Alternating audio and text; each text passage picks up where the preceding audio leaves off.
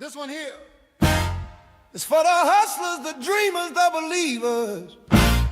For everyone who said we never make it out. It's all good, baby, baby. Hello, everyone.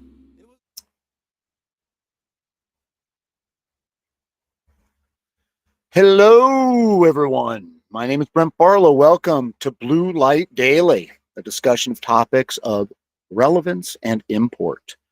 We're broadcasting on this Monday, September 29th, 2025. It is 12 noon local, 1900 Zulu for our international friends. Among the values we embrace here is the importance of public debate, civility towards all, the necessity of education, the strength of knowledge, the value of coming together to help each other be better. I'm going to share my personal libation regularly to kick things off. We pause to reflect and focus on our work, breathing in deeply, aligning with intention, dreaming the I'm possible. The word spoken, the path clear, the way cool. Assisted ancestors, powered by providence, rooted in reverence. Let us build what is worthy. Let us remember the dream forgotten. Let's make some magic happen together now. Ashe Madase. Today's word of the day is obliterate. Obliterate is a verb. To destroy a thing so completely that nothing is left. To destroy all trace, indication, or significance. To remove from recognition or memory. To obliterate. Interesting word for today. Today's quote comes from J.D. John D. Rockefeller, who on this day in 1916 became the world's first billionaire. If you want to succeed, strike out on new paths rather than travel the worn paths of accepted success. Well, that's what we're doing here. It's my intention that this broadcast shall serve as a platform for us to talk, share, learn, and grow. To that end, I'm soliciting input and feedback. I want to hear from everybody. And I want to thank those who've already reached out, commented. Their feedback has been valuable. I see this again as a we thing. I'm just a vehicle to get the word out. There are current conditions that are cause of concern to me, to others that I've spoken to, that I interact with. And rather than bitch and complain, I propose action. This is part of the action that I'm taking, putting myself out there for public consumption and criticism. You know, I'm not going to fit into any specific category. I have a lot of opinions about a lot of different things.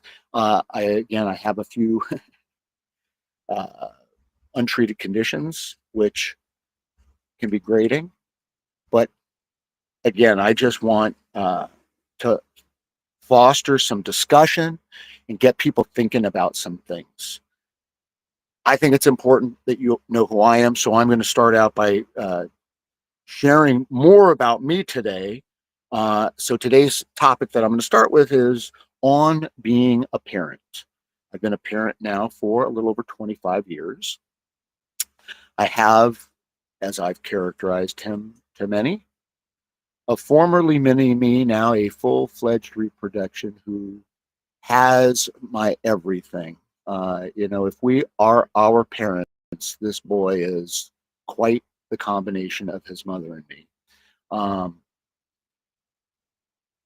He's creative. All my kids are creative. My oldest daughter is 21, just graduated college, and she is off to New York City in a matter of days, where she will become a big Broadway star. We're all very excited for her. And my youngest just turned 13 this weekend, and she really is the most creative of all of us. I mean, I'm chasing her with followers, TikTok, Instagram, whatever. She's out there doing it.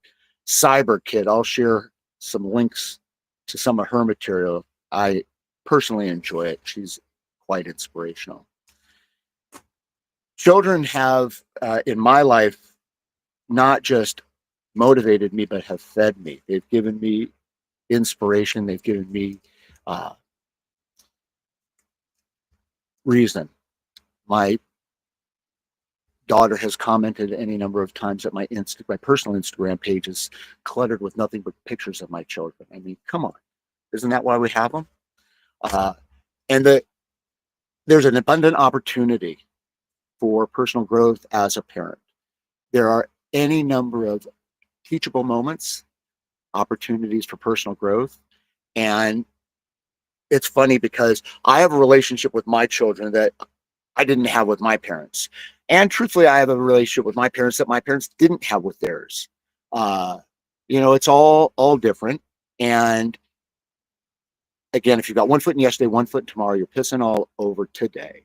And I try to embrace and savor every moment. My children give me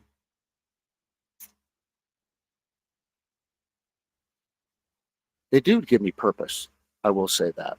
And the growth opportunity for me has been when I talk about not having the same relationship with my parents.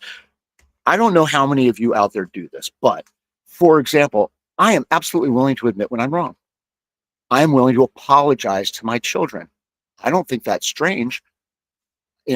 We are fallible human beings. I think the worst thing I did to my father growing up was put him on a pedestal, to idolize him in a way that was unfair and unreasonable, and ultimately set up for failure and letdown and what have you. Viewed as an authentic, genuine human being, a person who loves me, who has no animus or desire for anything but my well-being, I can receive his love in a way that I couldn't before. And with my children, I have, I guess, the older two are the product of my first marriage. And as a result of that divorce, when they were 3 and 1, I had kind of a distant relationship with them to a certain extent. I certainly didn't give up. I saw them as often as I could, several times a week, despite any challenges. But I was not there all the time. We didn't sleep under the same roof. And that is a reality that I personally struggled with. My youngest is the product of my second marriage, and I am now enjoying that, where I can coach her, I can help her with her homework on the daily. I can be there in a way that I couldn't with the first. But that didn't mean that we couldn't savor those moments that we were together. So, for example, I read to my children every night, the older two, every night until basically my daughter was older. And my younger one just didn't want it as much. They're all different. I wanted to coach my son in baseball, football, soccer, but he's not an athlete. He's a creative. So I have learned to love him for who he is and accept him. His mother and I don't see things the same way. So that negotiation is required. So, for example, our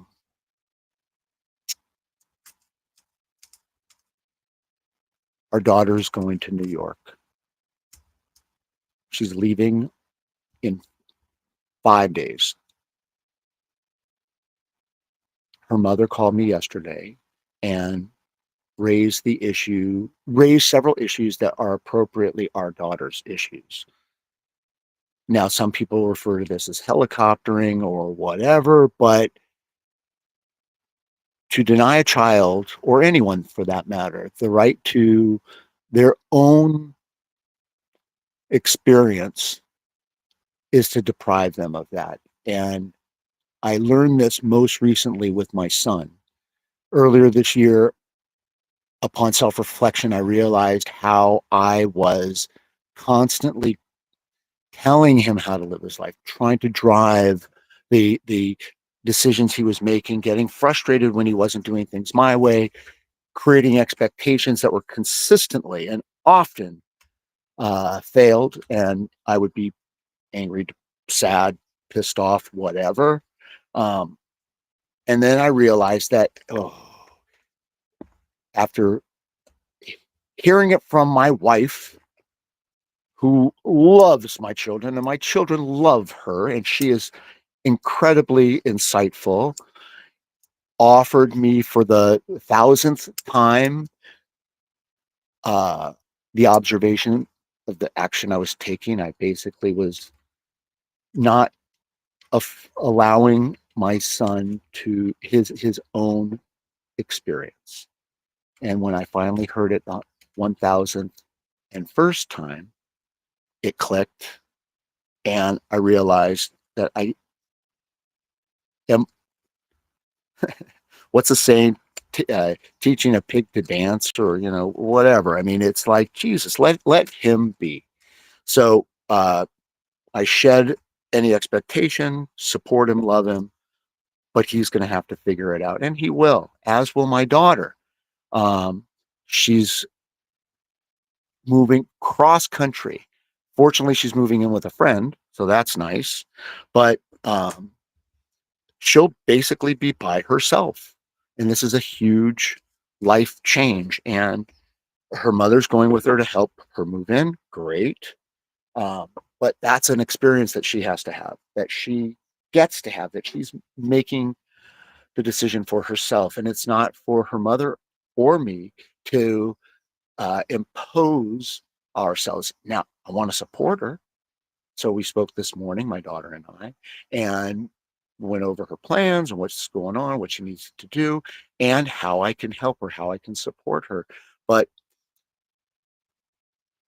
it has to be her initiative. It's not my ex-wife calling me saying, we need to do this for our daughter. I know what we need to do for our daughter. You don't have to tell me. So I asked as politely as I could if I could defer the conversation with her mother until I spoke with my daughter. We've spoken, and I think everything is where it's supposed to be. Um, the most important thing, as far as my kids are concerned, is that time is so precious. Life is too short to make all the mistakes yourself. And one of the things that I learned early on was, I ask my elders, and even people now that I'm freaking 58 years old, who have similar life experience or have some experience that I don't, and I want to learn from them. So one of the things that I caught on early on was that every person with experience that I spoke to said, life is short. Enjoy every minute. And that is a precious truth. So I, I will never have this moment again. It is precious and irreplaceable. And therefore I'm going to make the most of it. So today, I have a father who is alive and well, and I'm going to spend as much time with him as I can. And that's despite the fact that over the course of our life, we did have a couple of periods of working professionally together. And the result of that was a turbulence that resulted almost twice in physical confrontation, clenched fists ready to throw blows. And that's intense.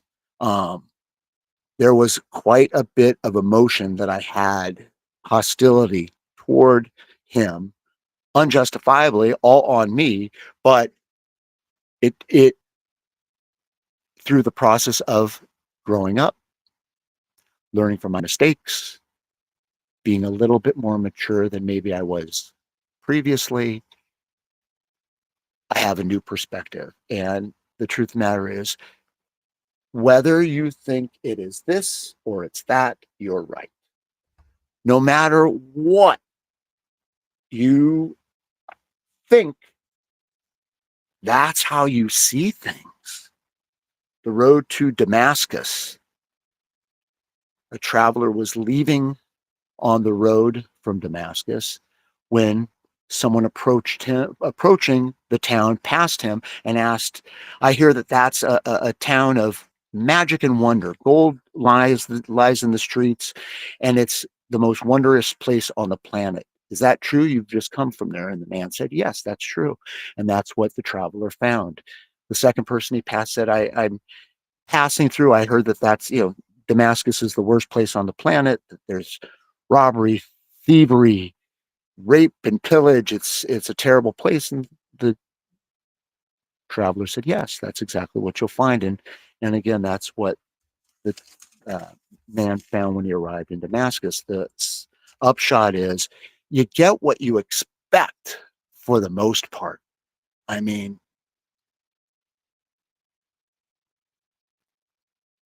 I, for example, have the most beautiful wife, the most loving marriage, the most incredible caring that two people can have. And the result is I'm super happy. And my wife is awesome. And it's because of how I've chosen to look at it.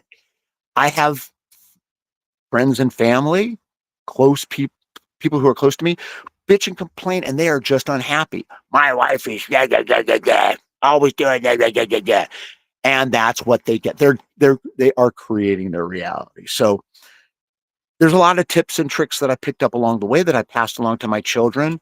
They would probably be better at telling you what those are than I am. But I will say that I can speak pretty well about my father.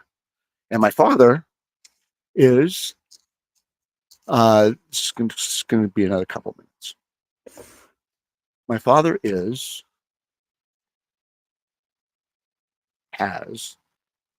he's 80 years old, born in New York, but grew up in LA from like time he was 3. Jack of all trades, and has cancer. He's got he got a pretty serious diagnosis, and he's getting treatment, and he's got a great attitude, and he's working his ass off setting a good example. I tell him, thank you for the example you're setting, the way you're taking care of yourself, not just for yourself, but for us as well. And like I said, I try to spend as much time as I can with him because, there are certain things that are just true, at least in my experience. And if I choose to ignore those things, then I'm the fool. So, for example, time is precious and irreplaceable. My father is alive right now. I need to make the effort, take the time, because when he's not here, I don't want to be bitching, complaining, angry with myself that I didn't take advantage of it when I had it. And that's just a simple truth that I know that if I ignore, I'm the fool. Okay. I know that if I harp on my wife, if I criticize my wife, if I am not a equal partner in the relationship, that my life will be less than it can be. Knowledge is important to me. Reading is important to me. I make the time to do those things. But it amazes me how often I see people or talk to people that recognize truths in their lives, but fail to take any action to change it. And I guess that's probably the biggest message of the right now. We are the captains of our ship. We are in power to do what we want to do. If we choose to be victims of circumstance, if we blame everybody else for all that's wrong, we have no opportunity to make anything better for ourselves. So my message is personal responsibility. Because if I take personal responsibility,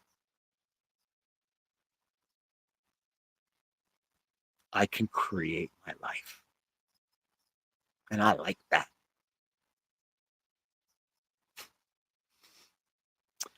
So we're going to keep it short today. We're going to probably do some news tomorrow, and we're going to share about the vision coming up this week. Topics this week will include ASI and AGI. Ooh, that's fun. And we're going to talk about some ways to, we're going to identify what some of the issues are of concern in that arena, and we're going to discuss some ways to ameliorate, bonus word for the day, to reduce the likelihood that bad stuff could happen. Anyway, that is it for now. Thank you for watching. Please like, share, comment. Be well. God bless. Peace.